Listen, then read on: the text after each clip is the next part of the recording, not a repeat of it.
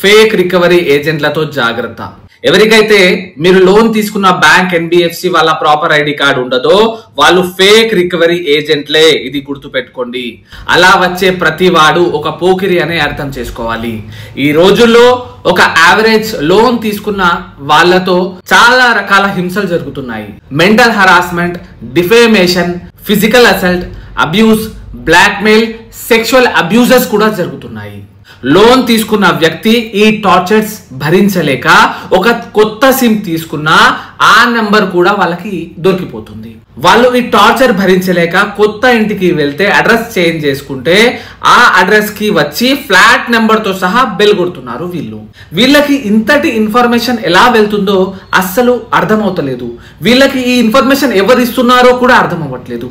Maybe food delivery apps లేదా 10 minutes లో grocery supply చేసే యాప్స్ ఉంటాయి కదా, వాళ్ళ పేర్లు నేను తీసుకోకూడదు, వాళ్ళ దగ్గర నుంచి ఇన్ఫర్మేషన్ రాబడుతున్నారు అనుకుంటా. ఇలాంటి యాప్స్ యూస్ చేస్తే జాగ్రత్త. అడ్రస్ డిఫరెంట్ గా పెట్టండి లేదా మీ నెంబర్తో ఆర్డర్ చేయకండి, లేకుంటే చాలా ఇబ్బందుల్లో పడతారండి.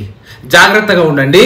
మొన్న మేదక్ జిల్లా తూప్రాన్ లో 5 స్టార్ క్రిష్ లోన్ రికవరీ ఏజెంట్ల వేధింపుల వల్ల ఒక తల్లి చెరువులో దూకి ఆత్మహత్య చేసుకుంది. ఆత్మహత్య చేసుకోవడమే మార్గం కాదండి. ఎవరైనా హరాస్మెంట్ చేస్తే వాళ్ళ వీడియో ప్రూఫ్ గా తీసి ఒక ఎవిడెన్స్ క్రియేట్ చేసి మీ దగ్గరలో ఉన్న పోలీస్ స్టేషన్ లో కంప్లైంట్ చేయండి. నిస్సహాయపడకండి. మన దేశంలో చట్టం అంటూ ఒకటి ఉంది, దాని హెల్ప్ మీరు తీసుకోండి.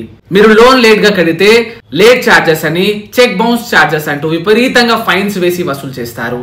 ఇటు ఇంటికి వచ్చి ఇబ్బందులకు గురి చేస్తారు.